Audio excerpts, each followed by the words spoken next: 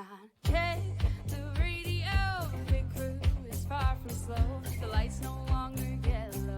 Ready, steady, go. Crank it up. Oh, it's racing. Crank it up.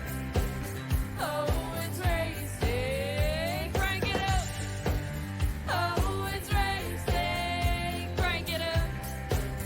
Oh, it's racing. In love with the ride. Burning rubber smells real nice. Fuel it up once or twice. Come on, fast is the way to drive. Crowds all on their feet. Not one bothered by the heat. Imagine them in the driver's seat. Checkered flag would be sweet. Crank it up. Oh, it's racing. Crank it up. Oh, it's racing. Crank it up. Oh, it's racing. Crank it up. Oh, it's racing. Everybody get ready. On your feet. Here we go. 3, 2, 1. Crank it up.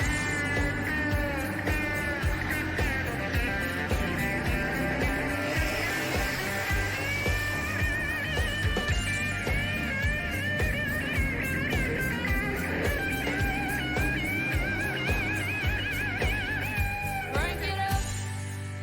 Oh, it's racing. Crank it up. Oh, it's racing. Crank it up. Oh, it's racing. Crank it up. Oh, it's racing. Crank it up. Oh, it's racing. Crank it up. Oh, it's racing. Crank it up. Oh, it's racing. Crank it up. Oh. Welcome back, ladies and gentlemen, here on PTM Racing TV, live here tonight. We are at Bristol Motor Speedway, Bristol, Tennessee, here on the track surface. The skies are bright, the sun is shining, and here in Bristol, Tennessee, when Bristol Motor Speedway comes to life, you know there is some serious racing to be had, as the Spartan Logistics Management LLC iRacing IROC Series bring the next-gen Cup cars back to the track. Hi again, everyone. I am the Crusader Christian Schreiber on the line with you here tonight with the call of the broadcast. Here tonight, the Spartan drivers are here to pull out some runs and pull out some moves and maybe show off a few things or two here. It's going to be a heavy loaded field here today. Many drivers trying to get their first win or to show something that really that they only can bring to the table here on PTM Racing TV. So let's get down to business here. Your grading order presented by R&R Racewear starts the lineup. Cody Harger, the 68, will start on the pole. It is outside. Kevin McCann, the 33. Row 2 sees Chris Medford, the MFer, and the 46 is outside. Mitchell Snare in the 43. Row number 3, Brian Snare in the 5 is outside. That is going to be Troy Radford and then 94. Row number 4, Brian Rose in the 89 is outside. It's going to be Brandon Medford in the 83, the other MFer. Row number 5, Brian McCann, and then number 3 will pilot to the outside of him will be Neil Quick in the number 2. The defending point leader right now. Row 6, Chris Wally in the 19 is outside. Then that will be Mr. Vincent Short, the Holla Boys holler when he's around in that 15 machine. Row number 7 is going to be Matt Kopp in the 22 is outside. Kyle Pengraff in the 14. Row 8, Cook Quick will be in the 54 with piloting on the outside. Doug Wysocki, the 34. Row 9, Mike Harper in the 40 is outside. Tim Schofield in the 12. Reigning defending champion Aaron Smith on the 1 will start. Row 10 is outside. Mike Hendricks in the 03. Row number 11, it's going to be Hunter Clark in the 18 is outside. Dakota Clark in the 38. Race fans, you better get ready for this one. Yeah, I got a solid lineup of a multitude of drivers lined up in this one, many of which are searching for their first win of the season. And the Bristol racetrack is a half mile of fun and madness all around. This truly tests the drivers and tests their skills. Here we go!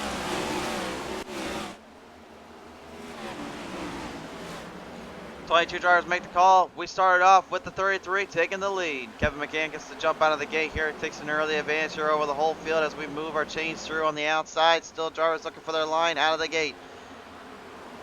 Watch for the outside line to be the main playing field for these drivers to work off of and get around to. The bottom line will be coming into play later, but you'll see a lot of drivers just kind of moving and swerving to get these things to take a set and to relax out here.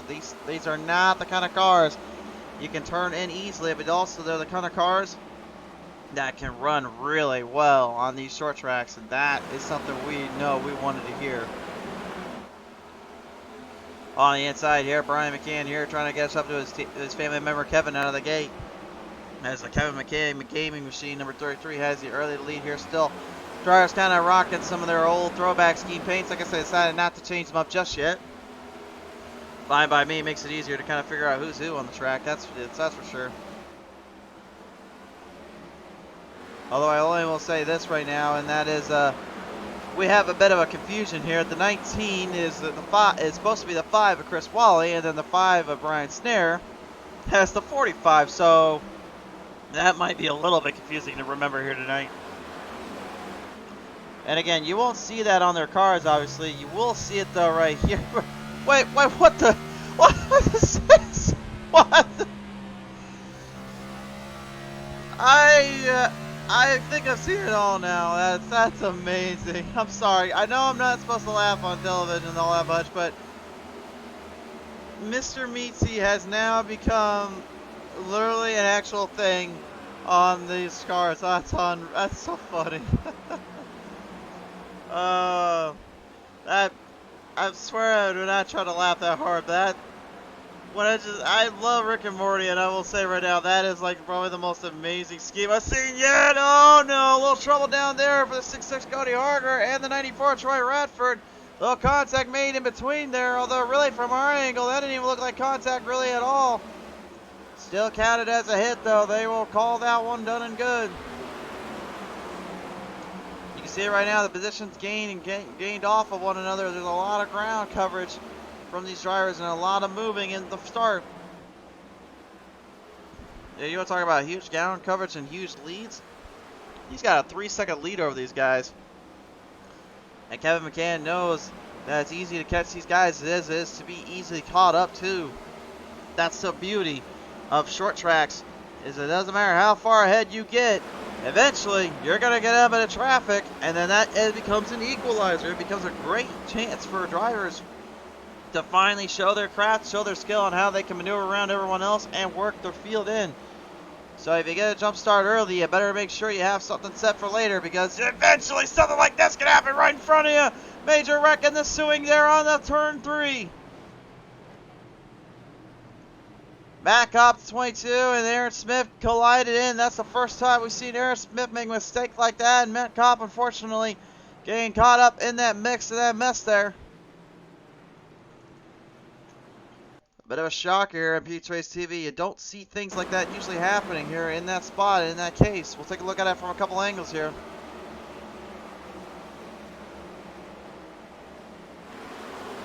Looks like Matt Kopp drove up a little bit, kind of drove in there from the 54, and you see there, unfortunately, Kopp had nowhere to go. Just found himself in a bad place, in a bad spot, and for the first time tonight, this is really the first time ever I think I've ever seen Aaron Smith get knocked out in a race here. The defending champion not looking too good, not just in the race here so far, but also points-wise. He's had a bit of a bad stroke as of late on getting that kind of control. These cars have really and truly equalized these drivers in so many other ways. That was your PTM Instant Replay, brought to you in part by Spartan Logistics Management LLC. As our field will re-rack, restack, and all that, and put these things back on get ready to put them back on the attack. So 16 laps of 200 completed so far. Honestly, that's about 13 laps of clean racing, more than I thought we were going to get. Michael Fraz Rose saying, screen blurry, big time, can't tell who's who. Start backing out and then refresh your screen, brother. Everything's looking pretty good on my end.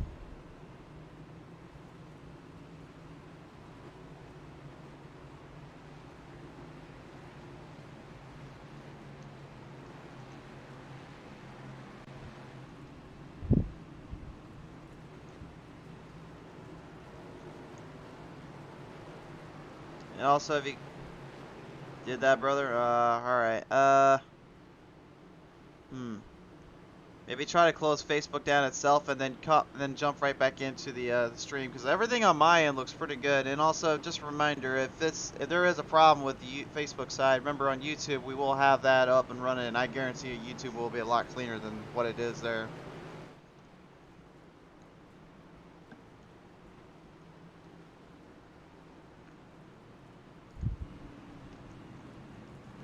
Field ready to stretch back in, get put back onto the attack here so far. Kevin McCann with a major lead, but may have showed his hand a little too soon here. If you ask me, you don't want to get too crazy out here on this track. Remember, these tires do take a beating, and they will burn up on a short track if you run them too hard. I ran these cars earlier today just to test them out, and I gotta say, I can full throttle them for a start, but after that, then I had to actually lift a little bit because those tires do burn out, and they get pretty crazy up there. So you have to be a little more conservative. And you have to kind of be a little more understanding than you would maybe at the plate tracks or the mile and a halves. And that's the awesome thing about this track is, again, it's just it really makes drivers think and question every little detail, every little spot, make sure that they're not trying to ruin up their equipment or get too crazy out there. We now initiate the double file restart here. Off corner 2 here, we'll bring him down out of 3 and 4 and then reel him back in for a battle and a half here. Michael, let me know if it starts to clear up there, bud.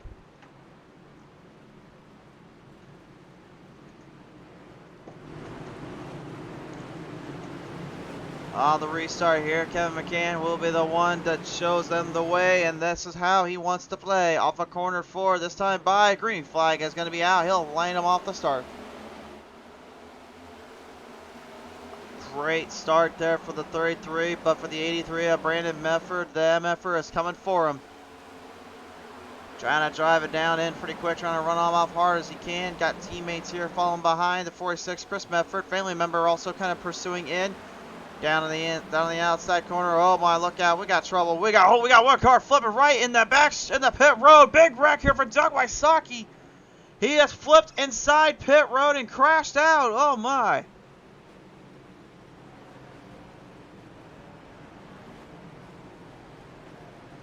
Holy smokes, the 34 of Doug Wysocki, a violent rollover here on the front straight, coming down out of pit road, in the backstretch, and can't quite tell what happened there. We'll take a look at the PTM replay. I'm not really sure where that even started at.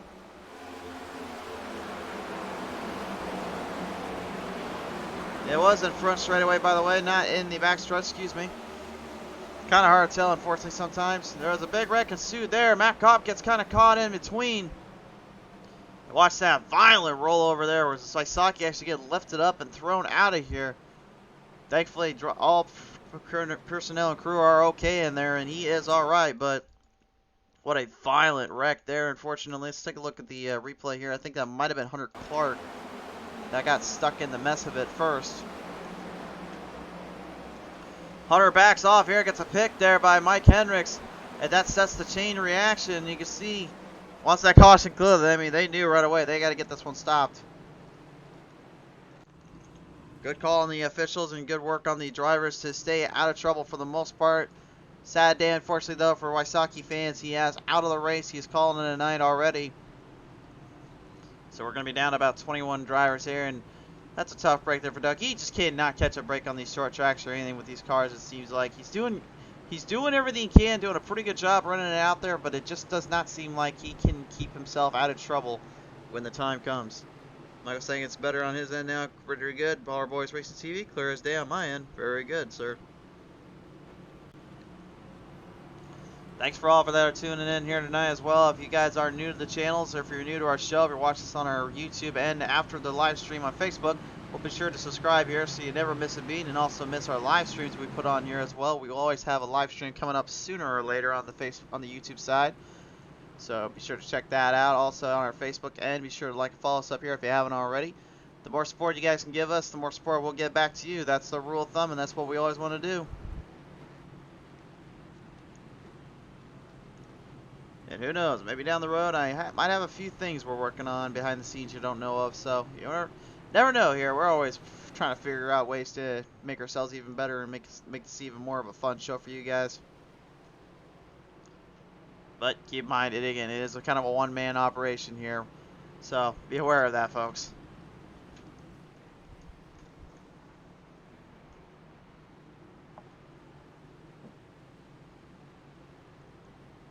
Field ready to get back up and running. Field ready to strive this one back down and on the track.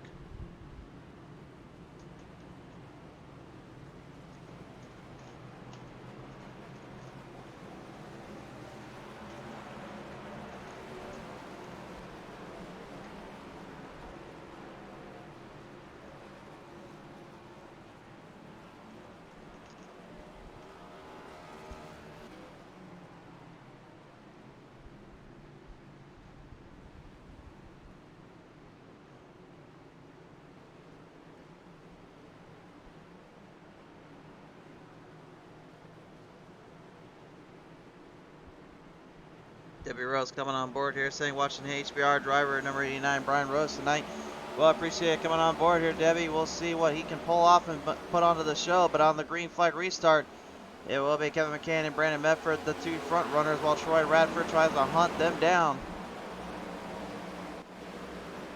Through the field here, you see that 89 of Brian Rose they're talking about right behind the points leader tonight, Neil Quick in the number 2.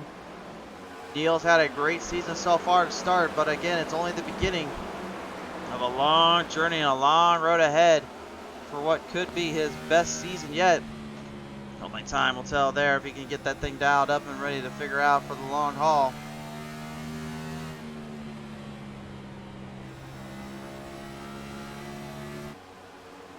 The onboard camera here just going to show you how tight these cars are working, how much room they're given, and what really kind of sticks out in my mind.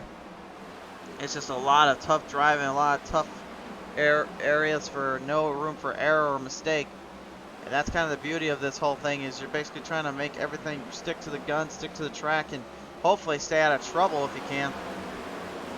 But that doesn't mean you can't give the bumper around here.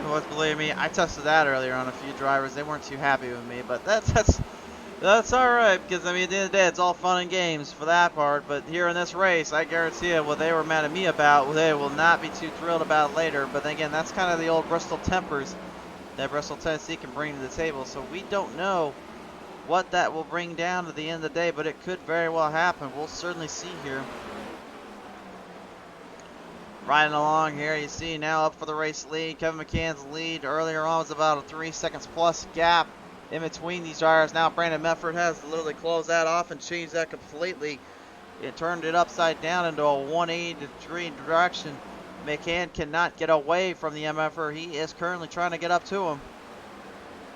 Meanwhile, I spy with my little eye a couple of 43s and 45s making their way through the field. Just recently also heard the news about the 43 and the 44 returning to the NASCAR world, of course. Here, obviously, Eric Jones is going to be piloting the 43, but then seeing that 44 come on back after our good friend Adam Petty there of the racing world, unfortunately, was the last one to drive that. It'll be good to see it brought back to the track and back to the surfaces here. So cannot wait to see that and then some here. But for now, just got to keep on looking out and keep on watching.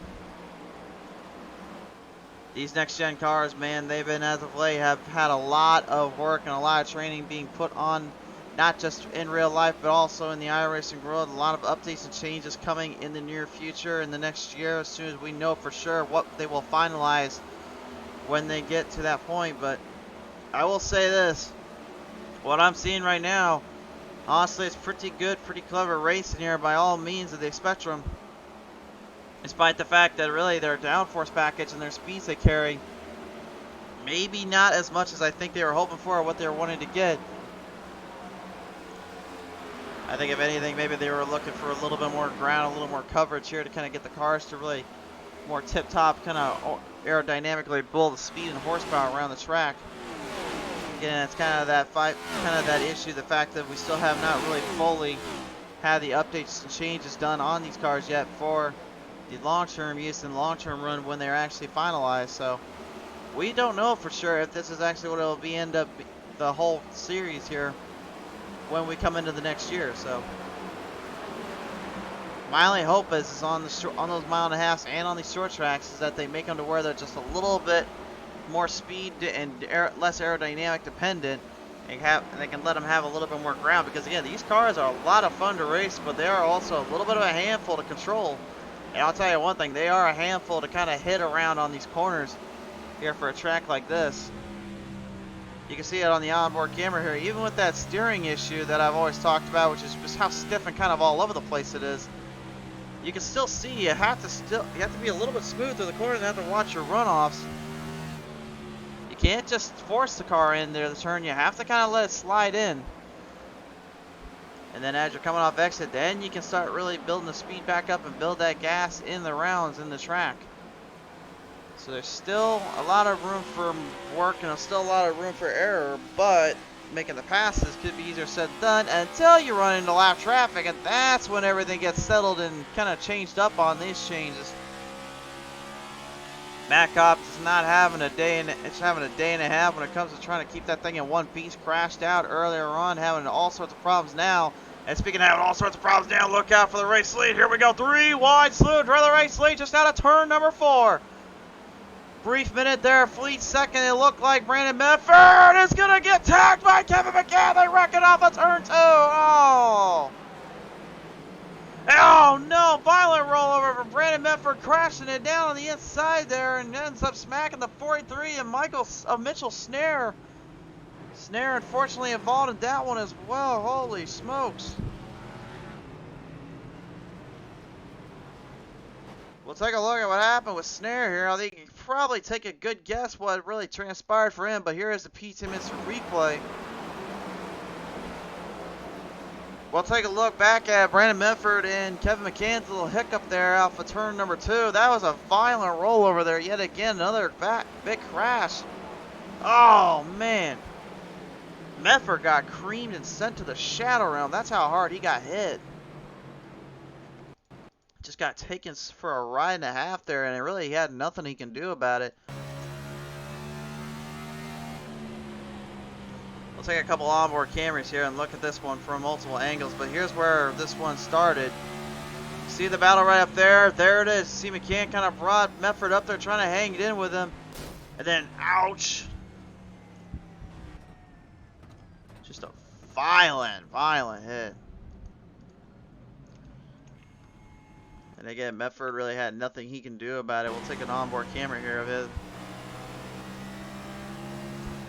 Now he's already made the pass around McCann here. Here comes McCann back on the inside. That little tap though by McCann ended up getting him loose, getting him into the wall, and then got wrecked out.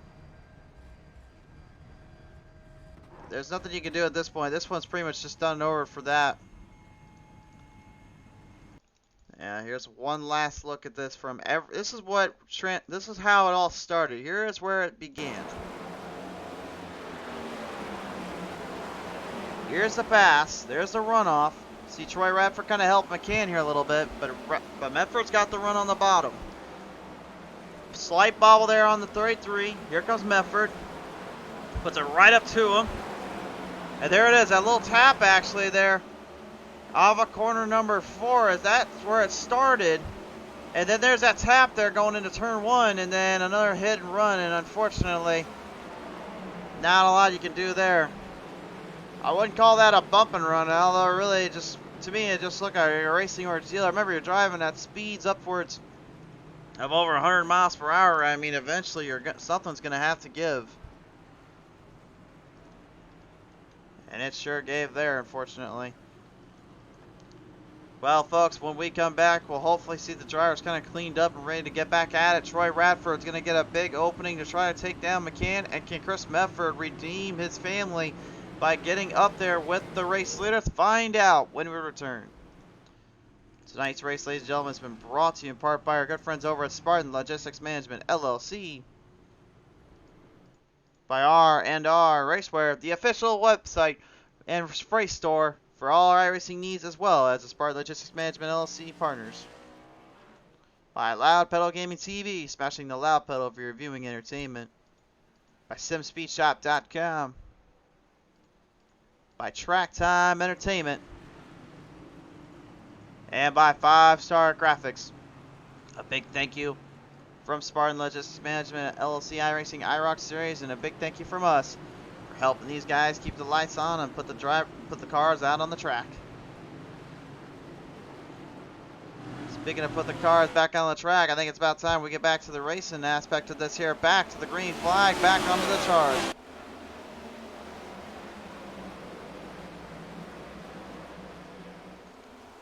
Drivers line them off here, down off the back straightaway here. Field will move their way in. Troy Radford trying to stay right ahead with Kevin McCann. He knows McCann's trying to get ahead of him quickly here. Interesting strategy here. McCann going to the bottom lane now. You see him actually switching lanes. He went from top side, now going to the bottom. Maybe seeing something up there that we did not see earlier. But Troy Radford is not going to play those games too well. Here he comes. He's got piloted off on the outside line, looking for an opening, looking for a shot to be taken here. Maybe take him down for a ride or two off of the corners. These restarts so critical and so crazy to hear at this moment.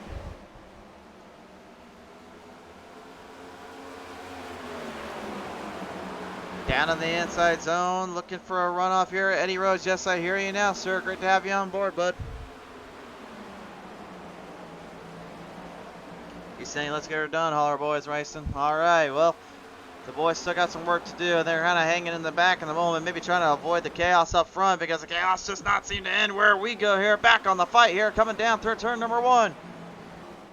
Radford with the opening, and look for Chris Medford. He's pushing it up there to get a little bit of taste of vengeance for his family member Brandon. Yeah, Medford stay together, and they are like a clan duel. They will always be around, and they'll make sure you work for every single inch of this one. Kevin trying to hold the line down. He knows he's in trouble here, though, with Troy up on that bottom lane. Little bump and tab there from the 46.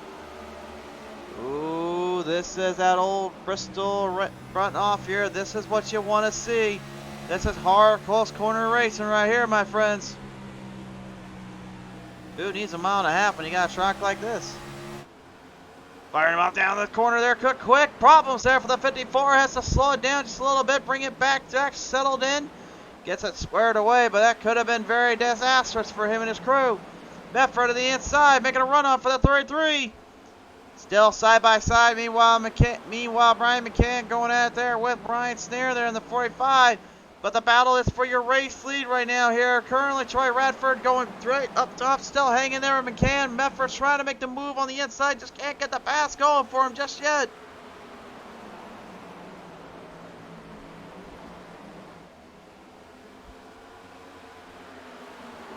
All out madness to say the least here, and it's been a close cut fight to the end. No driver giving an inch, and no one wanted to give any chances here. Great blimp cam view right now, just how close these drivers are from one another and which way this could go.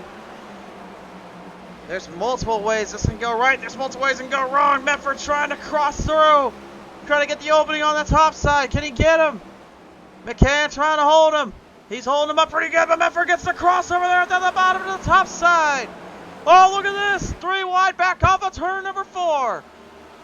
Kevin looked for the opening in the middle, but Troy Radford went right to the bottom and saw a chance. Couldn't quite get it to stick. Knew there was trouble to be had.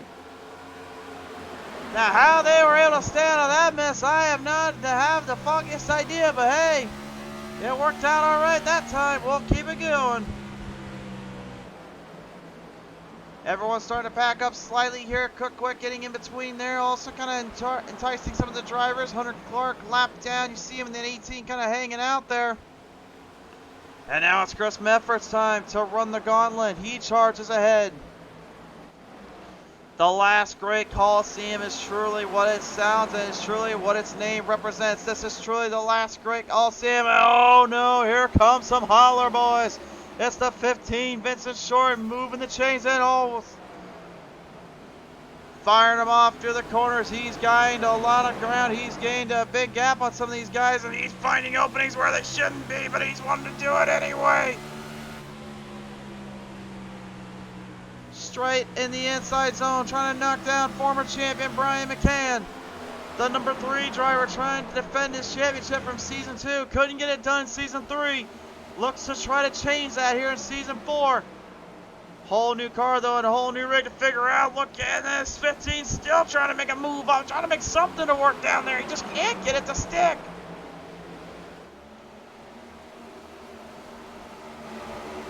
know, the funny thing is, we were battling for the lead for about 15 laps or so. That changed up completely, and now we're gonna have some problems here down off of turn 2. Backstretch, a little bump and nudge, the bump and run put into perspective.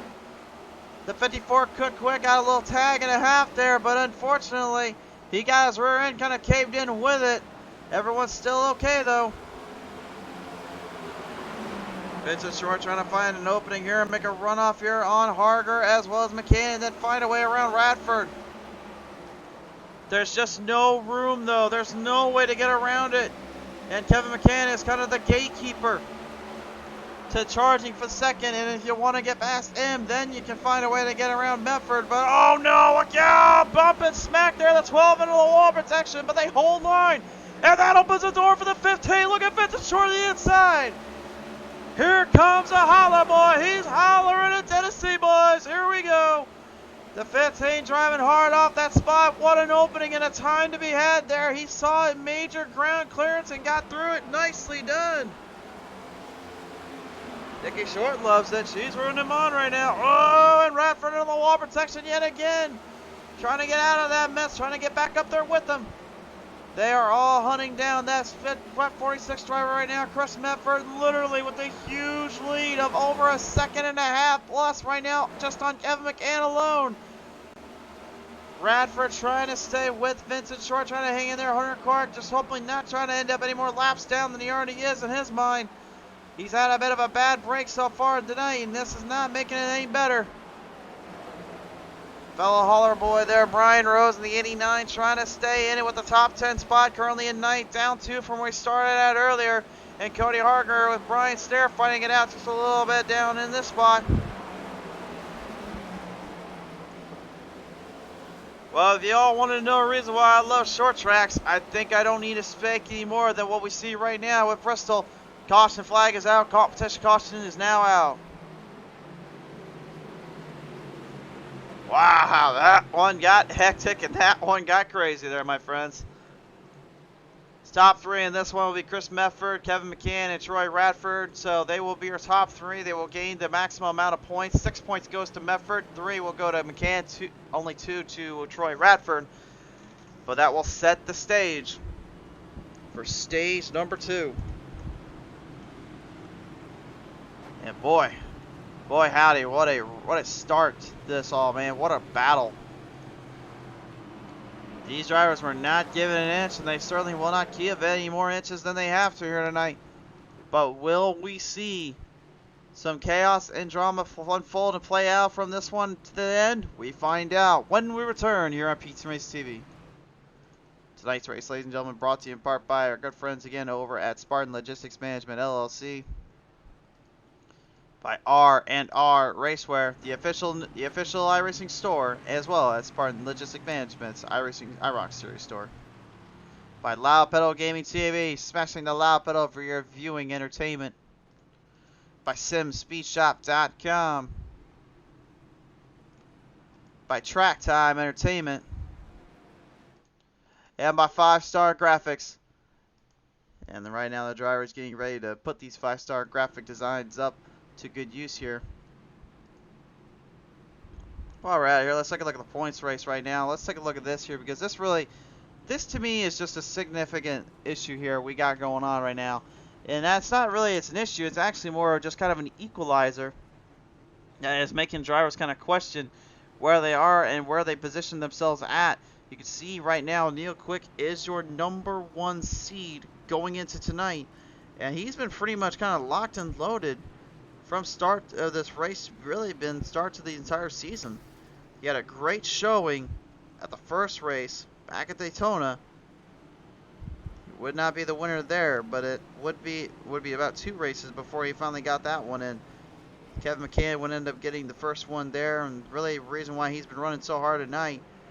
The third race will go, where there would be race number 2, would actually then be Neil Quick's victory, so he got that one at Auto Club, which helps kind of position him here tonight. We had an off week on the 25th, but we returned December 2nd, which was Las Vegas. Troy Radford with an incredible race there, pulled off in a pass on the inside out of turn 4 on the final lap to win that one. Race 4 would then go to Aaron Smith, the defending champion, returning with a vengeance, if you will. It came away as the #1 seed from that. But tonight here at Bristol Motor Speedway, everything has changed out and everything has completely been flipped upside down. Take a look at our notable drivers here right now. Currently, Neil Quick is the #1 seed going in. Brian McCann, though, closely guarding second place, and right now he's not doing too bad, kind of staying in the back here, waiting for his time to strike. 10-point difference there, 12 points difference for the third place to #1 with Cook Quick. Cook right now hanging in there with his family member, and he is actually going to be on the outside on this restart, so that could be a big significant change for him and the crew. Troy Radford holding up with 173, fifth being Chris Mefford. A good stay here will really help boost his rating up and his chances at higher points. 167 for him. Aaron Smith, still the defending champion. A solid 159. It is early though, so we don't know if he'll be able to bring it back to life here. It's a start with 146. Cody Harger with 144. Ninth being Chris Wally with 144 as well. And then 10th with Brandon Mefford. Rounding out your field of drivers on that points race here as we bring him back down to the green flag restart zone. We're back underway.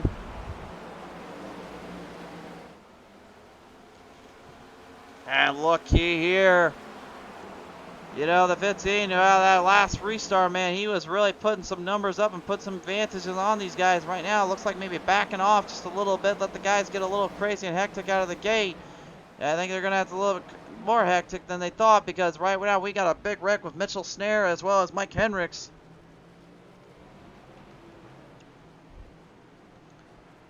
Snare, man, just cannot get that thing to stay out of trouble no matter what he does. He got involved in that wreck earlier on when Brandon Mefford got collided in, and another issue here happening for him as well. Aaron Smith has also left the building here tonight. He is not going to try to continue on. Unfortunately, a tough break there for him and his crew. Let's take a look at what happened to Mitchell here. See if we can get a look at it. There's Mike Harper in the 4, and it looks like Mike Hendricks is the one that initiated that, and ouch, ouch, and oh, what's that other word? Oh yeah, ouch. Huge hit there, unfortunately, just kind of got collided in, had nowhere he can go.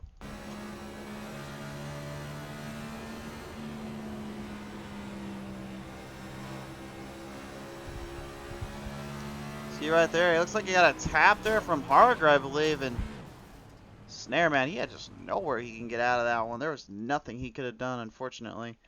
Let's take a look here at Hendricks here, and we'll take a look at his camera one more time, though, before we get back to it. There's a 66. That is Cody Harger there, to be exact. Hendricks came off of corner number 2. He didn't even get touched there. Actually, he got loose on his own, and unfortunately, though, took another guy with him. I believe I saw a Kevin Harvick scheme on that one, so I'm presuming that is the 14 of Kyle Pengraff. It is. And Pengraff actually with some damage there is just going to be in pit road trying to get it cleaned up a little bit, maybe get himself fixed out there.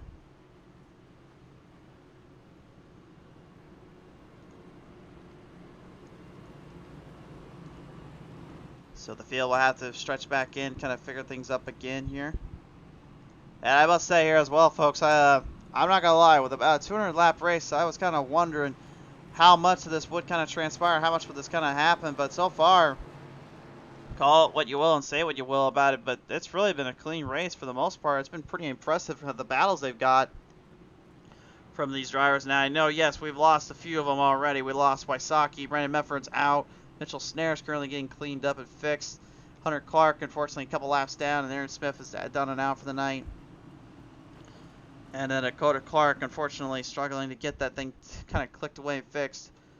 So really, 13 on up is the only ones on the lead lap at the moment. Drivers like Matt Coppin trying to somewhat redeem themselves and kind of bring these cars back out on the track, hopefully.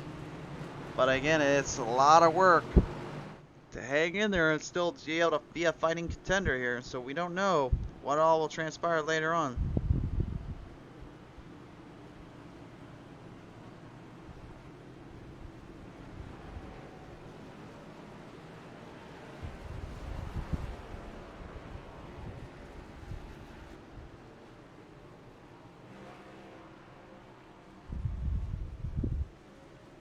Double filing back up, and you guys know what time it is. It's time to bring out the beast in them, and it's time to let them run out.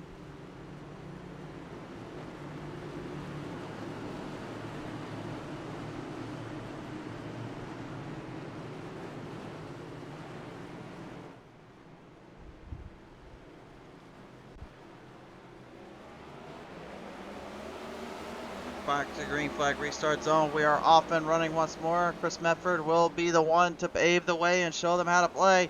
And Kevin McCann, oh no, look out back behind me. Kevin McCann crashed right there. Troy Radford. Oh boy. Hard start and a bad angle there, unfortunately, and that's not going to be good. Remember, these drivers don't have any instant air, so whatever they do to these cars, they've damaged them up for the night. Radford has got a blown motor and a bad piece of transmission equipment being tore up. I don't know how he's going to feel about that one. Kevin, somehow, some way, really kind of avoiding too much trouble. I don't think the car is damaged up that bad if you look at it compared to what Troy got there. Ooh boy. Well, let's take a look at the replay one more time here. This one was a little wild to say the least here. Let's take a shot in the dark and see this one from another angle. A huge runoff there by Kevin. He was trying to get up quick and get it going as fast as he could because he had to catch Troy. But he also had to catch Medford before it was too little too late. And unfortunately for Troy, he was kind of the guinea pig in the middle of it and had nowhere he can get out of. That's a tough break there for him and his crew. We'll take another look at it here. Again, this is just what these short tracks will do to you. You just know in the back of your mind, if you don't get a good restart, you're going to be put back behind sooner rather than later. Kevin took a risk, drove it hard on the outside. Tire slipped up a little bit, car slipped in, and unfortunately, it took a good chunk of the driver and the field in there. And the 94 in pit road, and that is a tough break there for the winner back at Las Vegas Motor Speedway. You just hate seeing that happen to begin with.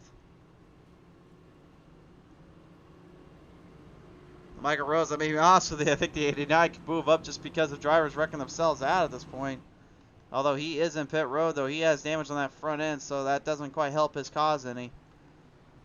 Looks like he's trying to get the damage repaired on that one, too. So this might not be the best time to be a Rose fan here. I'm sorry, guys, but he's going to have some work to do there. The Holler boys, though, are not out of it just yet. Remember, he's still got Vincent Short hanging in there. He's still kind of plowing the way and paving the way here.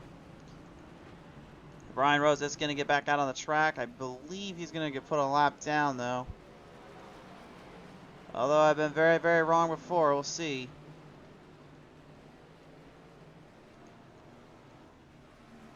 We'll see what the judges decide. Nope, he will not be a lap down. He'll be on the lead lap. So he's going to have a lot of damage on that front end. So he knows he's got to take care of that equipment if he can. Chris Medford really, as long as he's in the lead, I think he doesn't have to worry about anything. But the problem is he's got a lot to worry about. You're the second place driver in the points right now, Brian McCann, and the man that's ahead of him is now right behind him. And there's one thing we know all too well, is that if you're close in this regard and proximity, this could make for some interesting stuff.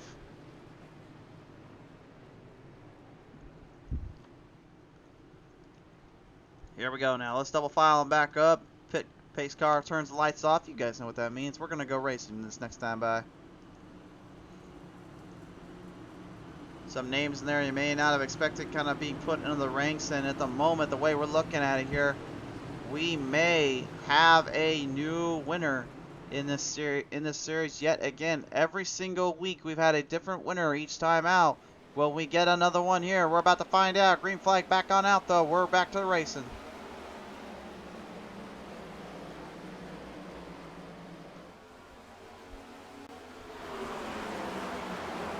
Right start yet again by Medford. Brian, though, right behind him, trying to make something work, trying to get something to gain in ground here. And what I'm hearing right now, I think Kevin McCann might have been parked for the night due to the unfortunate circumstances here. I cannot tell you for sure. But he is not out on the track no more. He has stopped completely dead in his tracks here. Cook Quick right up ahead here out of the 15. Vincent Short. Vincent trying to hang in there. It's funny, we had like 22 drivers, and then now we're kind of lost a lot of our guys, unfortunately. I know I said earlier about this being a pretty clean race. Yeah, it was a pretty clean race considering we don't even know if these cars are actually gonna be what they are now in the future. They've been kind of all over the place on that determining factor.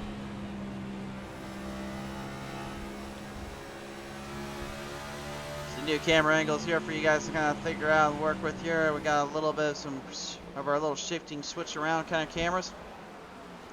A little bit of a bump and run there off for the 54. We saw Cook Quick get a little tag there by the 15 of Vincent Short. Vincent kind of backing off here, letting everybody else let him by and kind of letting the car take its own work later. May have a little bit of significant damage that could be hurting his momentum, to say the least. But he's not giving out just yet. And neither is this number 3 here, up Ryan McCann. And I'm not going to say anything too special, but when you see that smile on that face here on a track like this, I'm a little bit scared.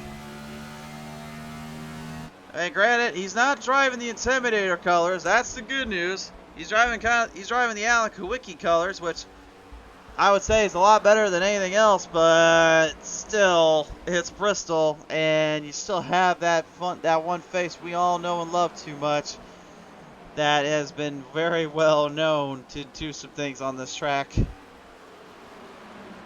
I think I've counted. I think he's got like 8 or 9 instances where he actually did it for a win, or he had it happen during the race on a short track. He had to just get him out of their way. I think the one that I think most people remember all too well is the one with Terry Labonte there.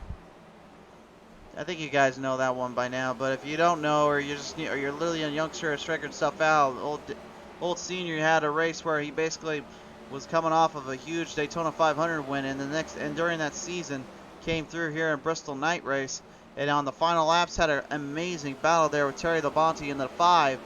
Labonte passes him coming off of corner number 1.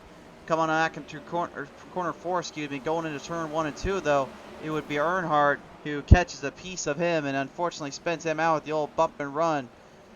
But as he would always play, he was just trying to rattle his chains, not trying to do anything special there. But unfortunately, we got a yellow flag out. Not sure where the caution came from.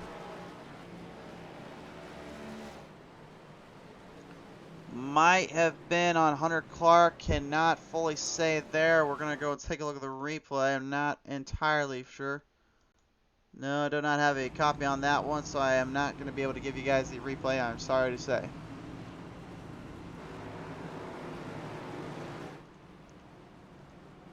We'll pull the points list up right now. Let's just say this right here and now, folks. This point list you're going to see next week is going to get shook up.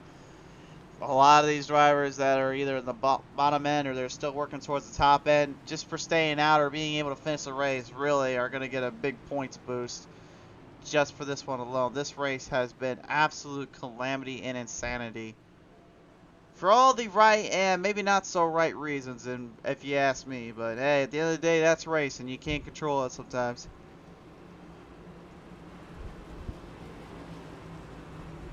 Just kind of take a look at some notable positions here and notable spots here. Again, top 10, talked about them earlier on. But one thing we'll say as well is that the bottom 11 through 20, really guys that you don't normally would see in their positions they are, or maybe they are trying to work their way into the field.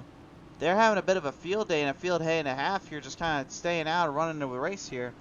So, if anything, this could very well be a big advantage and a selling point here for these drivers to kind of keep on going. At the moment right now, currently drivers that are laps down and kind of really put into the Raptors here. Troy Radford being one of them. Kyle Pengraff, you see in that 14, he is currently laps down. Mike Hendricks behind him as well. Aaron Smith has left the building. He is done for the night. Hunter Clark is still with us, still trying to race it out. Mitchell Snare and Brandon Medford are still here, but Brandon Medford is currently still dealing with the damages done up on his car there. Mitchell Snare as well, after the horrible accidents he's been into, part of them tonight. Pretty much kind of put into a bit of a bad angle, bad shot here. But still wants to try to fight it out and get this one finished in, so full credit in the world to him.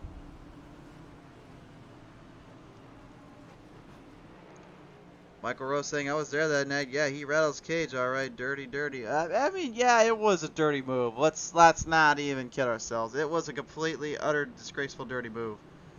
But I think that's what made Daryl Earnhardt so clever, was like, he really couldn't explain it because it was just chaotic, but at the same time, it was like he had such a charm about it. It's like sometimes you either loved him or you just hated him for it. You could, but either way, you always knew in the back of your mind, like, he was still a really good racer. He just didn't have very many ways to outrace you, was all. I think that's the best way to put it. He had a lot of ways to race you hard, but he had a lot of ways to outrace you. But if he couldn't find an opening, then yeah, there was not much he can do about it.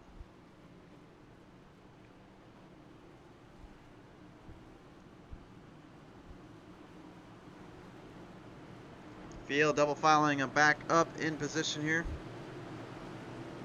which means only one thing means we're about ready to go back racing.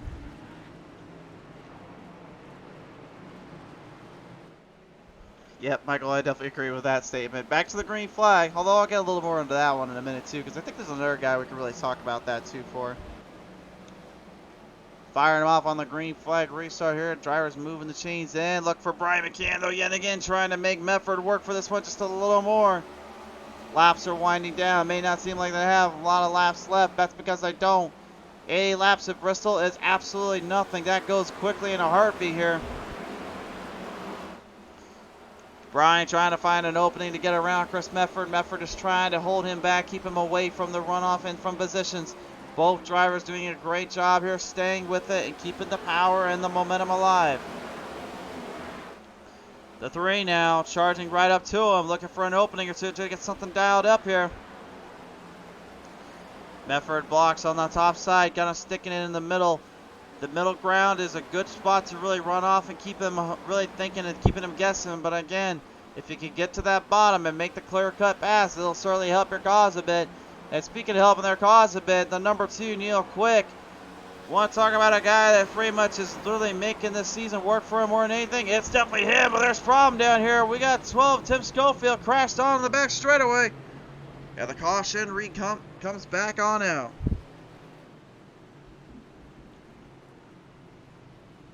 Man, oh man, oh man. Well, I am sorry to say, race fans, but I think we have hit our quote today. We have damaged up a lot of equipment here at Bristol. If anybody gets that reference, you know what I was referring to. But here's what happened coming out of turn 2 here. Oh man, Tim Schofield just unfortunately just once again, just like we saw with Kevin earlier, just you drive that spot up too hard and just kind of drive quicker than you realize. And unfortunately, Cook Quick is the recipient this time, and man, the Medford gang just cannot catch a break, and neither can the Cook guys, except for Neil tonight.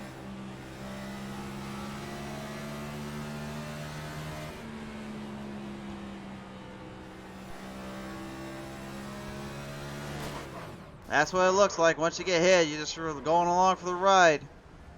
Good news is here for the 54 is not a whole lot of damage he suffered from that wreck. So I should be able to at least keep on going and keep on trucking here. So we'll see what they decide to do. They will go into pit road as this is our 8th caution of the night here. Or the day, I should say. It's nighttime where I'm broadcasting from, but it's daytime here on the simulator.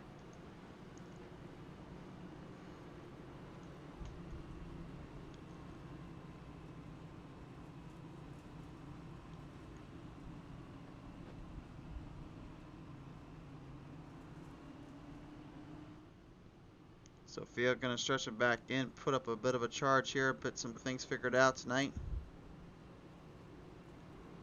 A lot of hard racing to be had, a lot more battles to be raged here tonight. So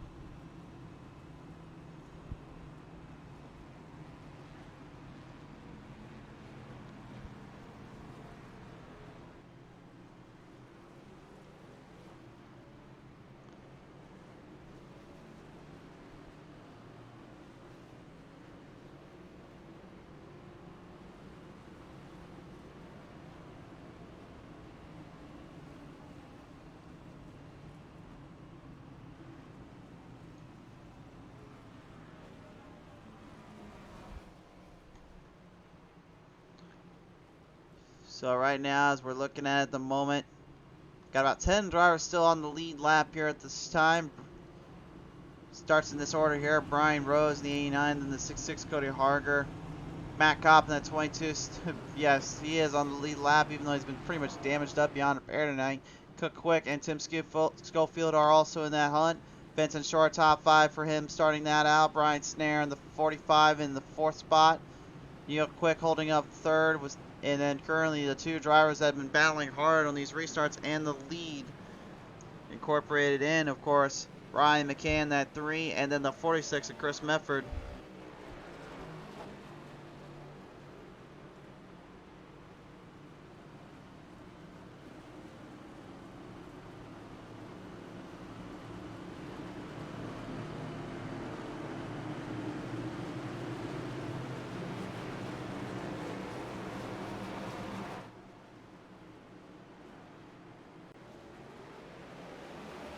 On back down to the green flag restart zone. We are back underway here at Bristol. More hard racing to be had here. Field working their way down off of the back straightaway, leaning through the corners. Vincent now, he ain't saving tires up for anything. He's charging quick. Oh, we got a little quick off the draw there. Almost got a little bumping tag there from Brian Snare in that 45. Brian was able to at least lie him off, get off that there. Bit of a rough edge, a little rough going area there, but for Vincent, he was able to hold the line down, but here comes Brian back to the inside. Fool me once, shame on you. Fool me twice, we're wrecking it in turn 3. Oh no. Oh my goodness. Snare just drove it a little hard off, and I think he collected Vincent right in the middle of it. Unfortunately, had nowhere he can go or to get out of. We'll take a look at the replay here, but Vincent, unfortunately, is going to suffer major damage from that one, as much as Snare has. Here it is again, a good crossover here, but then again, the 45 just drifts up slightly, and then the 15 had nowhere to go. Was trying to guard in the middle and keep Snare down there, but he just could not keep him in that spot. He just would not allow it happen. And unfortunately ends up on the receiving end of a little wreck here. Let's take a look at the onboard camera here of the 45.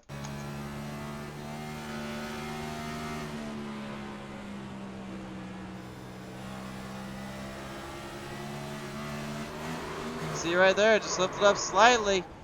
Once it got up there, it got tapped and it got smacked. See Tim Schofield as well, kind of in the middle of that bunch, kind of getting cleared up off the track. Yeah, it's just been a wild day of racing. There's really nothing else we can say about it. It's just been absolutely crazy.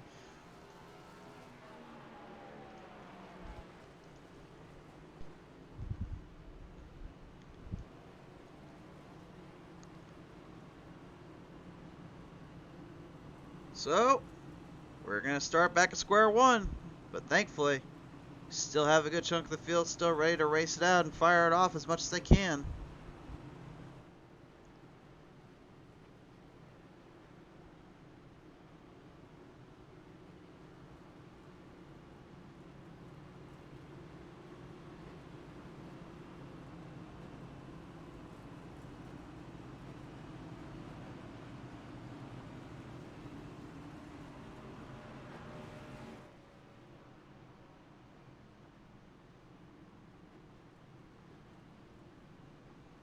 So the field going to stretch it back in and around. Currently, still looks like we'll have now Mike Harper kind of intervening here. He might be able to get on the lead lap, but he's going to have to get some of that damage cleaned up as soon as possible here if he wants to do that.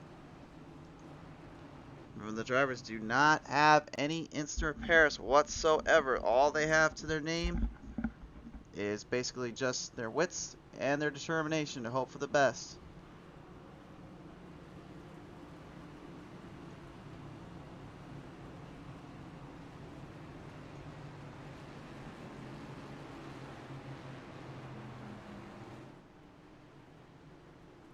I think it's next time by we will double file them back up, see what the pace car does here. Lights staying on.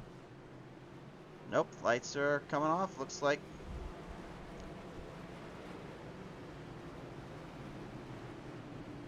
And they are off indeed. The time has come once again to get these drivers fielded back into position and back out on the track. More racing to be had and more runs off to coming.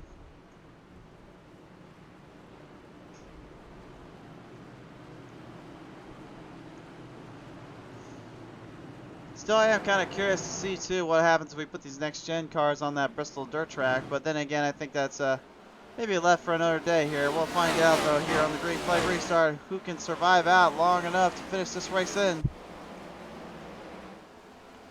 Neil Quick's going to have a little bit of company behind him now, so he's going to have to be a little bit careful and cautious about what he does here. I think at this point his mindset is just get the most amount of points he can get. He's not even worried about trying to get the win at this point. Chris Meffer got a great jump on Brian McCann, and McCann's trying to reel him back in, but you can see the difference in speed and control. A lot of hit, a lot of hard racing, a lot of battles to be had, definitely, but it's not quite enough to catch him. Tim Schofield, despite the fact we got into a wreck a couple laps ago, somehow, some way, is still fighting hard and fighting for everything he's got. Vincent Short, much of the same, now moved from top 5 into the top 10 sanctuary, but thankfully for him, he still has plenty of speed that is matching these drivers, and is now looking to match the number 4, Mike Harper. Harper staying down the bottom lane here, now looking to go up top. Oh no! Short though, losing it completely off of the corner there, has to back it down, stretch it back up. It's got too tight, too loose there, coming off of turn 4, tightened, then loosened. And then all of a sudden you just gotta try and save it, but it wasn't enough time. What a tough break there for the hauler boy there of Vincent Short. Hopefully he'll be able to regain some composure and hopefully finish this race out with possibly a little bit of a vengeance. Just an absolute calamity of a race, but at the same time, a very fun one to call. Well, for me anyway. I don't know how you guys are feeling down in the comment section. But for the most part, it seems like you guys are still enjoying it, so we're going to keep going it. Yeah, Quick hanging in there while the 6.6 looks to try to hold down the line. You can see the 6.6 of Harger, though, looking for an opening, looking for a shot into the dark. Throwing it up top side on the outside of Matt Kopp. The 22 gets out of the way, and he's going to get put a lap down. So now he's going to have to rely on not being lap traffic, but more or less being kind of a help for getting that lap back, if at all possible here.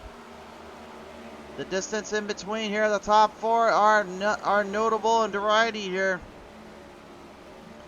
Brian McCann is still trying to reel in Chris Medford there. The 46 is not quite lost his lead yet, but at the same time, he's kind of getting put on the totem pole and on the podium here. McCann had some grip and some ground, but he couldn't quite get anything going on these last couple laps here. Driving hard onto the front straightaway here, and let's see another lap gain. Big gain there, about a half a hundred of a second there, or half of a tenth. Excuse me, I don't know what the heck I'm saying. Well, we got a caution, we got a probs down there. Brian Rose, unfortunately, has spun it out here. I think he's crashed it on turn 3 there, and unfortunately in the 89.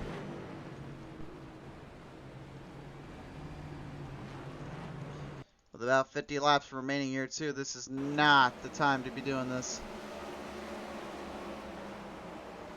Let's take a look here at the replay. Let's see what happened here to that 89 machine.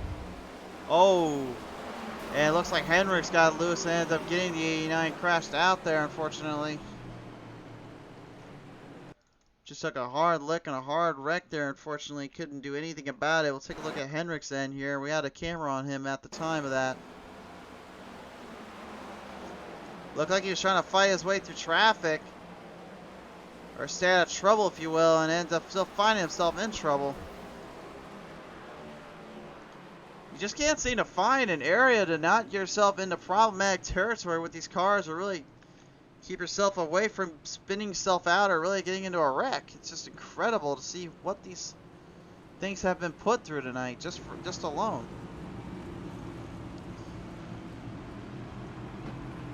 And again, if I said it once, I'll say it again. I feel like the biggest problem with this car is still that steering issue as much as it is the horsepower. The horsepower here at Bristol is fine, but steering is a whole nother ball game. You need that smoother steering and that control of the rhythm to help it out. But it's not there. It's really, unless you guys are behind that wheel, you know what I'm talking about. Those that are behind this wheel, I've ever driven these things. There is just a big problem. Really having the control and the consistency of this car and of this vehicle when you're driving on a short track. On road courses, you could probably get away with it a little bit. It's still challenging, but it is still somewhat still a way to get around it. But unless you are on a mile and a half or on a plate track, the way these things turn and steer, they're just extremely difficult. It makes for a lot of heartaches and a little bit of trouble here and there.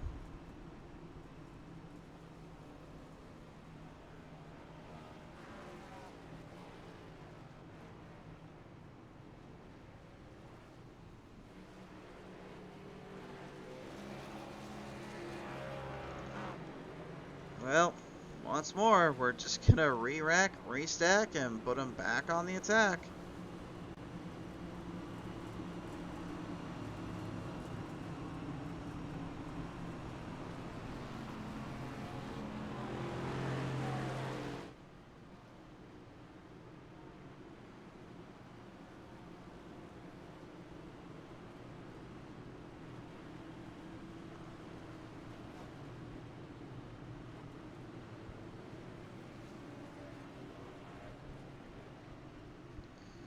Yeah, they were saying it probably best in the chat. I wasn't even gonna say it, but yeah, that's Bristol, baby. Yeah, it's Bristol. It certainly is. Michael Fraz Rose saying yes, it's the best to watch, and that is if you want to see Rex. Well, I mean, I'm mixed about it. I don't mind seeing a little demolition derby here or there, and I don't mind seeing a little bit of tempers flaring up. I will say that much.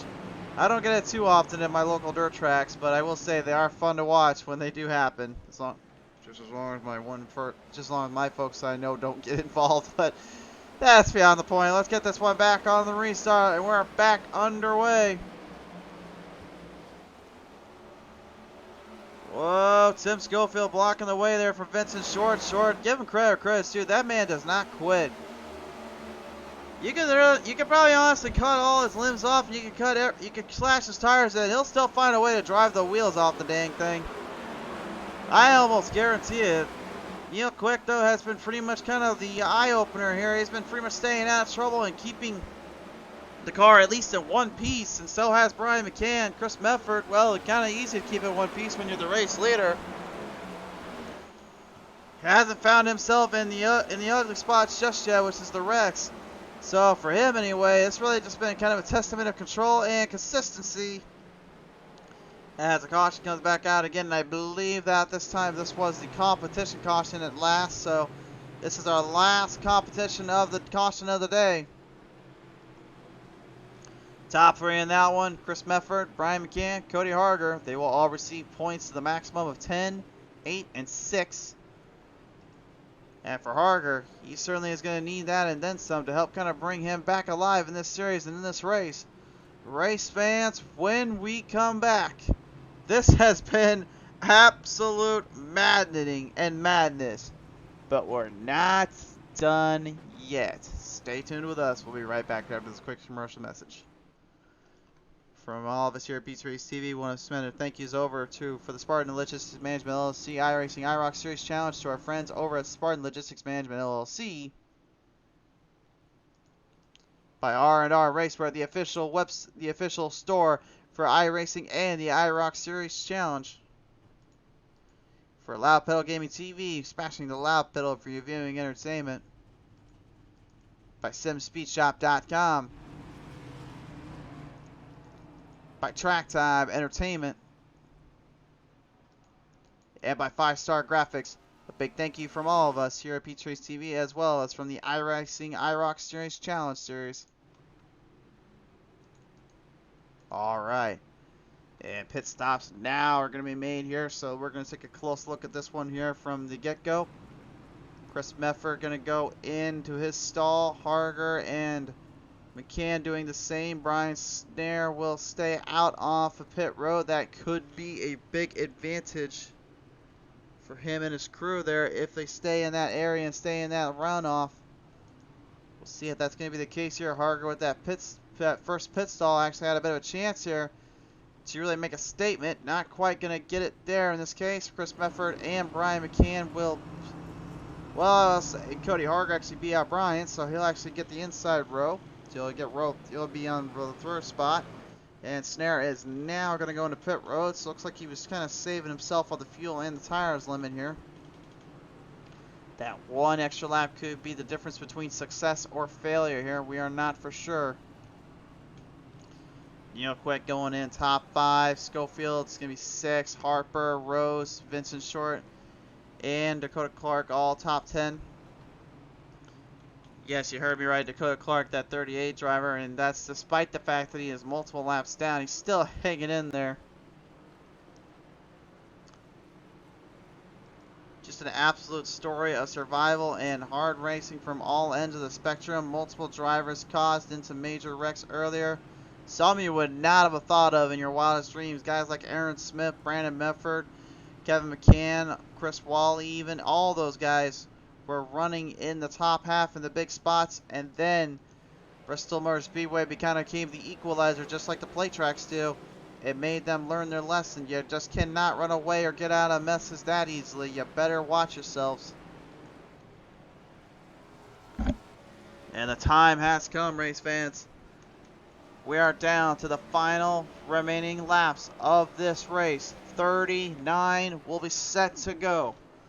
9 drivers at least are on the lead lap, with many others trying desperately to just finish this race and get the biggest amount of points they can get, the necessary needs that they will require here. Off a restart zone, corner 4, back to the green flag.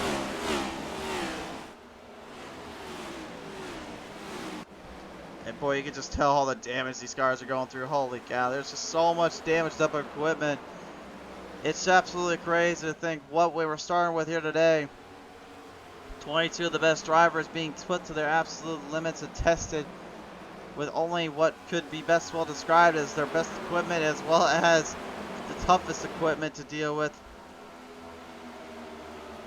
Neil Quick right now looking for a charge, looking for a seam. He's going to try to make that 66 of Harger. Think about this one just a little bit here.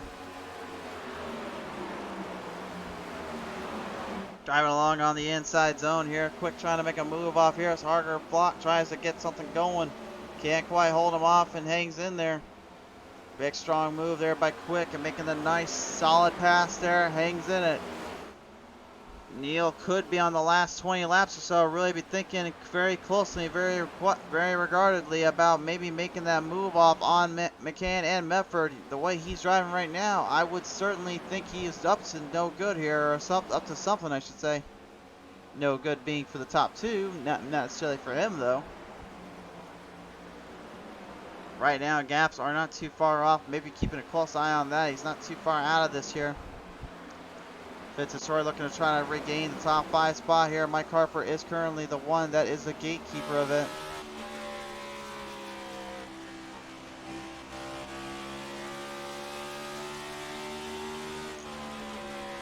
Good, honestly, also one thing, just a heads up here. Mike Harper, is good to see him really being able to pull off a hard charger of the night award so far. He's still tied there with Dakota Clark on the hard charge with 12, but Harper, man, he has not had a lot of breaks here on PTM Racing TV, and now it seems like tonight things are just finally kind of giving him a little bit of a break. Something that's just kind of showing him the way here.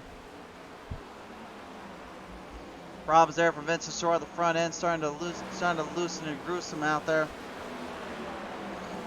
It's giving a huge opening for the 45 of Brian Snare to sneak his way back in. Remember earlier on, though, those two kind of got into it, and that's where it started, that whole big wreck to begin with. Thankfully, this time, Snare able to make a clean cut, corner pass. Vincent gave the room and gave him the show, and managed to work it off, and there's problems down there. Brandon Mefford is back out, and he's already wrecked. He was trying to somehow, some way get some positions in, and then this one pretty much went upside down for him. He brought the car back out. There is a lot of damage on it, but let's take a look at what happened.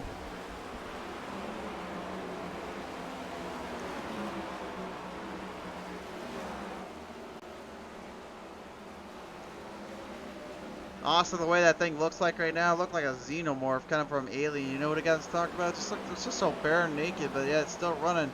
But just came off that corner too there and ended up getting Tim Schofield. And at this point, he just kind of knew, like, this one is just pretty much done and over with for him and his team. He cannot catch a break here, unfortunately.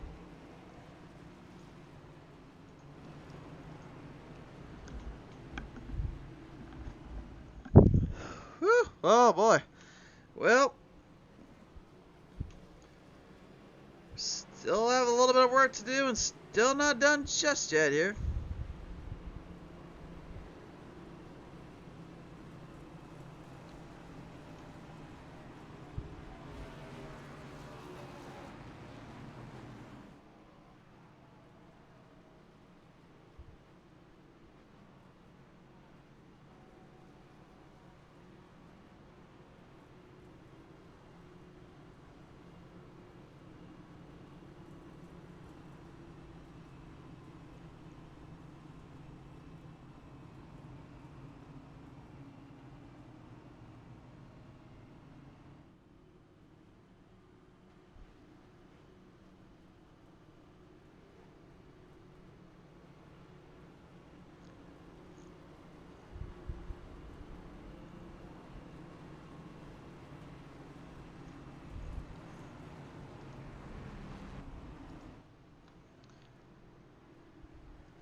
Drivers coming out of pit road here. Some guys trying to get cleaned up a little bit. Maybe trying to kind of get the cars a little bit somewhat shaped in and tip-top shaped to really fight it back out here.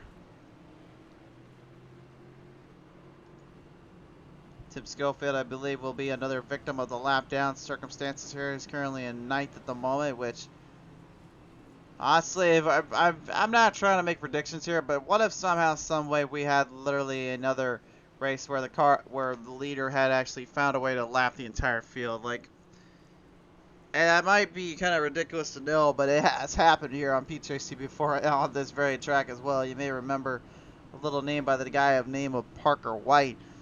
Used to drive the 95 in the RTC iRacing League Series. Really just completely dominated with that Xfinity car and the Cup car, and slapped the ever Lord out of everyone. Never gave an inch, never gave anything out to nobody. He just made it work and make it stick from start to finish. Never truly got tested. And here tonight, obviously, as we see, a lot of drivers tested and really put to their fullest advantages and links here.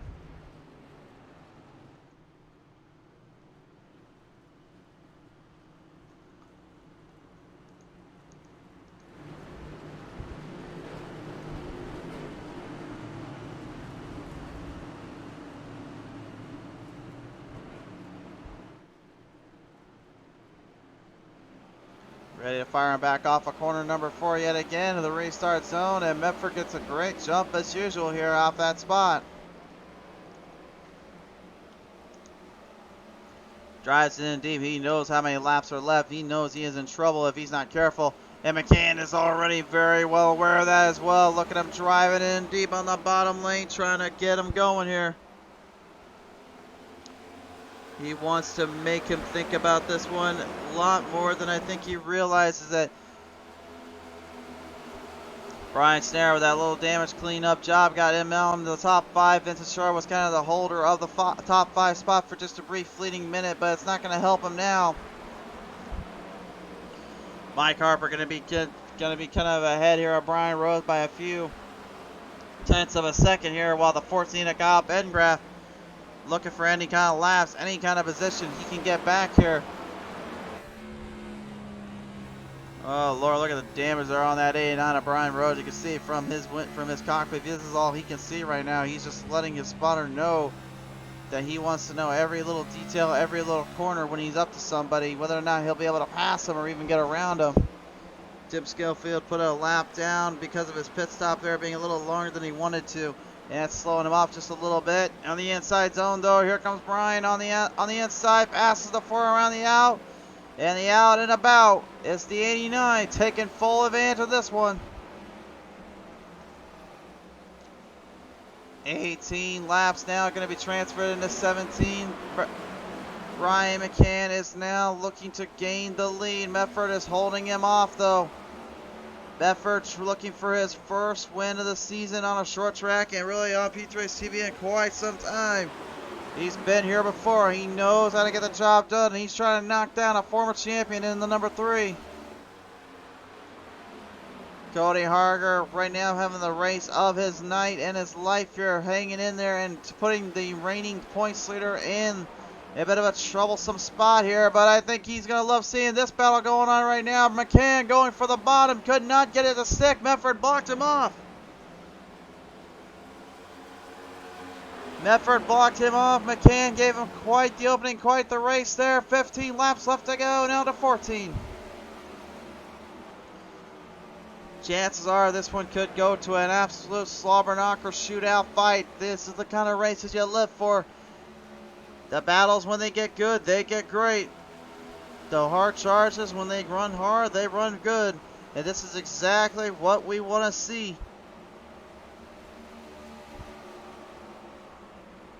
Honestly, there is really no true way to definitively say who is going to be the winner, who can actually finish this one out. The only thing we can say is you better figure something quick and you better figure something fast. Sliders being thrown from the bottom to the heavens above. And Neil Quick is the haymaker of them all here, crossing it down to the bottom, up to the charge. Big move there, coming off the end. Harger now is going to be put in the proverbial spot of having to try to draft off quick to get some speed back in. Maybe not enough time though.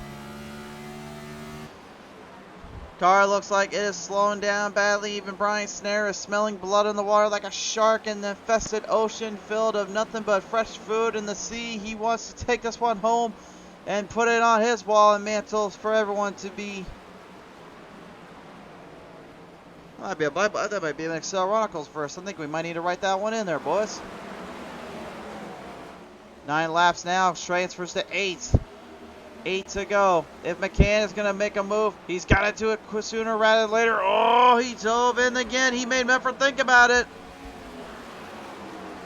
Chris Medford is very, very well aware that he is right on the doorsteps, on the framework of making this little change out.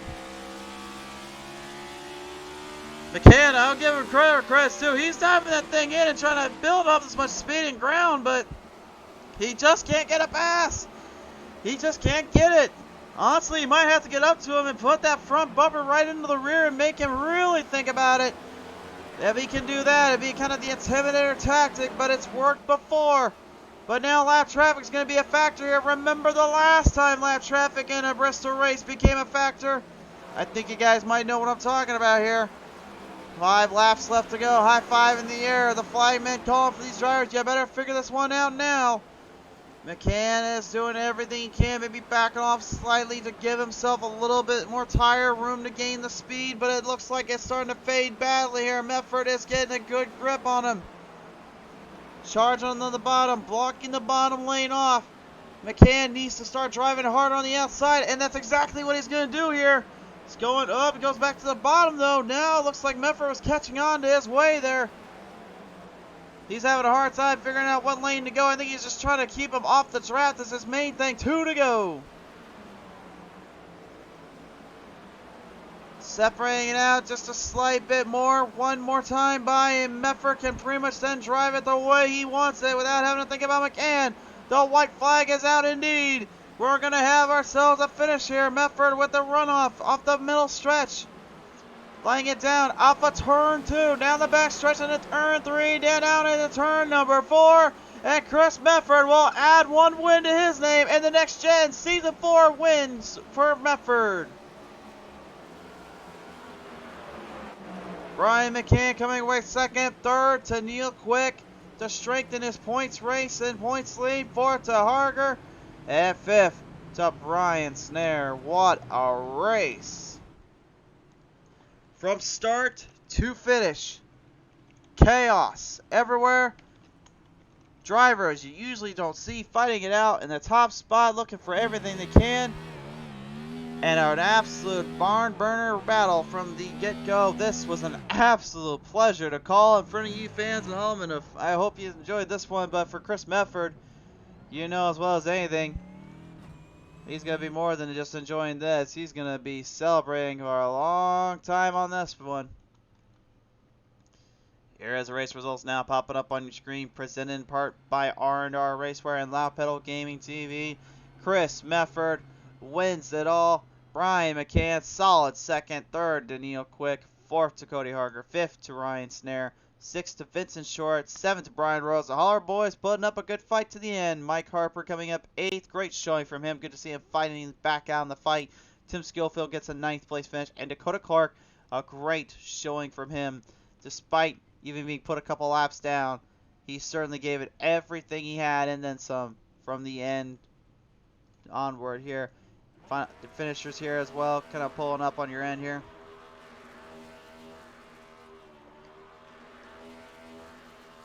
What a wild, wild race, folks. And now the time has come indeed. We're going to go ahead and chit-chat with our top three, and I think they're going to have a few words about this one because this one was crazy from the get-go.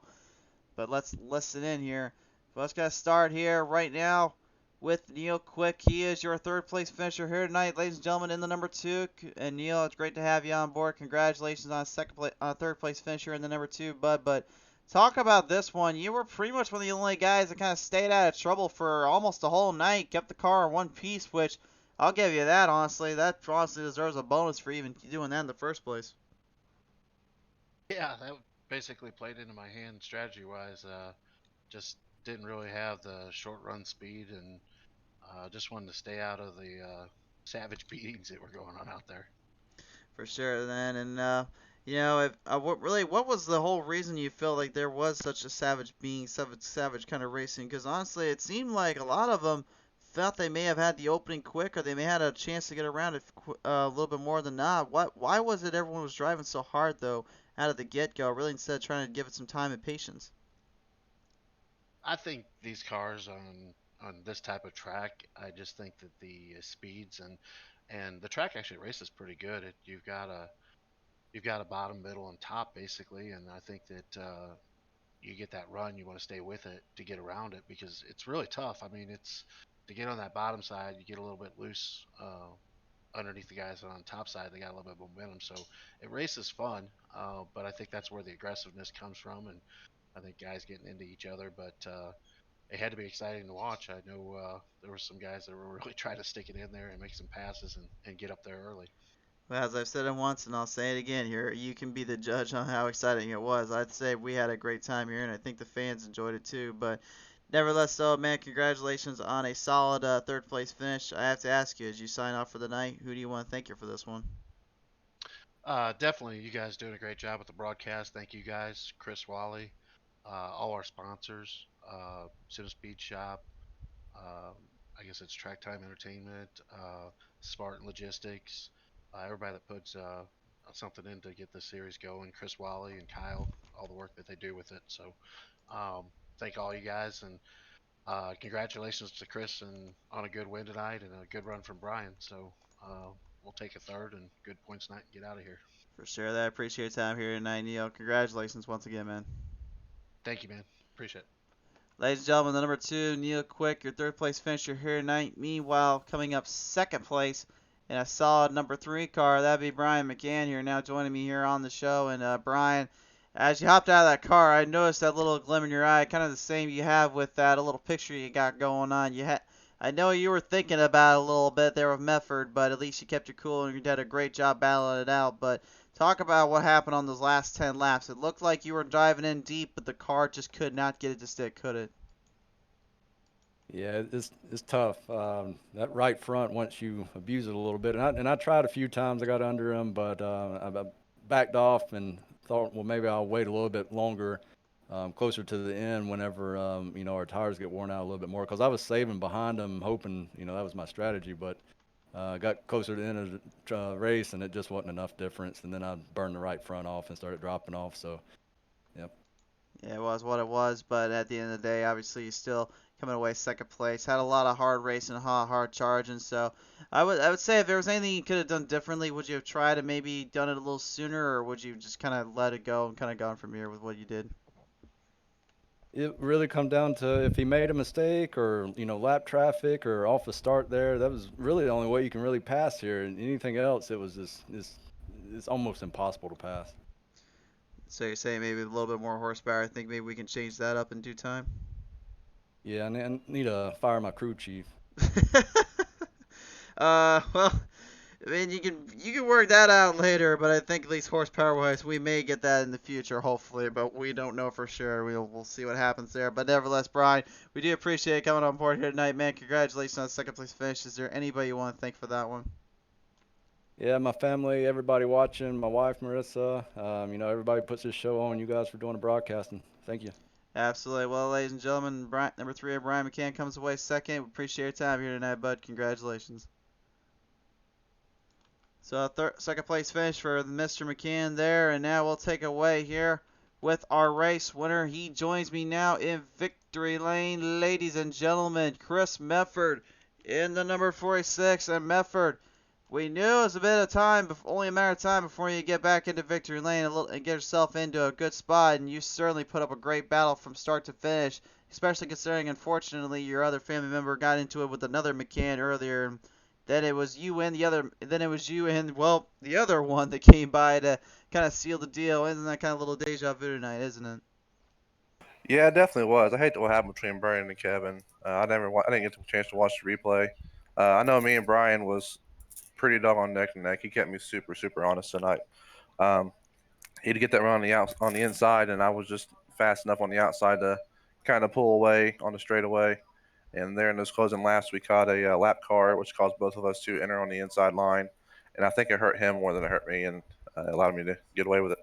For sure there, and you end up kind of taking advantage of the situations and circumstances, which you kind of have to at Bristol. And at the end, I'm going to ask you this though real quick, man. If you could have had a chance earlier on to kind of make it up quicker with the field, would you try maybe to qualify a little bit better, or you think maybe where you were at and kind of what you were doing tonight was pretty much kind of what helped seal the deal for you and your crew? These cars had a stupid amount of grip. I gave her about all she had. Qualified, I think it was third. So it wasn't like a horrible qualifying effort. Kevin just took off like a bat out of hell there on that start, and he was just eating that bottom up. And I knew it was only a matter of time before either A, we'd catch him, or B, there'd be a caution. And fortunately, uh, he burned his tires up on, he didn't come down and pit, which nobody did. Tires weren't too important tonight, except for on those longer runs. But track position meant it the most. But once the caution came out, we all kind of bunched up, and the guys that kind of saved their tires, you could tell, and the guys that kind of burned them up, you could tell. Yeah, for sure. There, I'm glad you corrected me on that one because I accidentally confused you for Brandon there because he actually qualified 8th compared to your 3rd. I got it all mixed around in my head because y'all usually were just driving so hard up to the front. It was like hard to tell who qualified better than the other. But at the end of the day, though, Chris, you still showed a tremendous amount of speed and great racing from start to finish. And obviously, this being your first win here on Bristol and on PTM Racing TV for the season, who do you want to thank here tonight for that? I thank you guys, PTM Racing TV, for broadcasting the race. Thanks to Brian for keeping me honest. I know he's gonna race me hard. I'm gonna race him hard, hard and clean. So, thanks for him keeping me honest. Thanks for Wally and Pentagraph for putting up with us. I know we're not the best group, but they put up with us. Spartan Logistics for sponsoring us. That's a heck of a sponsor to have for a whole entire series. So. Thanks to them. Thanks to everybody, my teammates, and just everybody racing. I mean, we did have a couple little cautions there, the second stage, but once racing was going, it was good. It was indeed, and at the end of the day, I think that's all that really matters is the big racing and the battles in between. So, thank you for your time there, Chris, and congratulations on your victory here tonight, man. Appreciate it. Thank you. Ladies and gentlemen, your race winner here tonight, and the first victory for him in the season, Chris Mefford in the 46. So the old MFer brings home the W, and that means we're signing off for the night, race fans. A big thank you again to you as well as our sponsors at Spartan Logistics Management LLC, R&R Racewear, the official website of iRacing store as for merchandise, as well as for the IROC Series Challenge. Of course, Loud Pedal Gaming TV, and they're smashing the Loud Pedal for viewing entertainment. For cmspeedshop.com, for Track Time Entertainment. And then, of course, 5-Star Graphics. A big thank you to them, and a big thank you to all you at home. Race fans, it's been a pleasure. It's been an honor to call for this one. we had next week off, so thankfully, hopefully these guys have some time to relax and cool off because this one was fun from the end. So thank you so much. We appreciate you coming on board. Hit that follow, hit that subscribe button, and we'll see you very, very soon.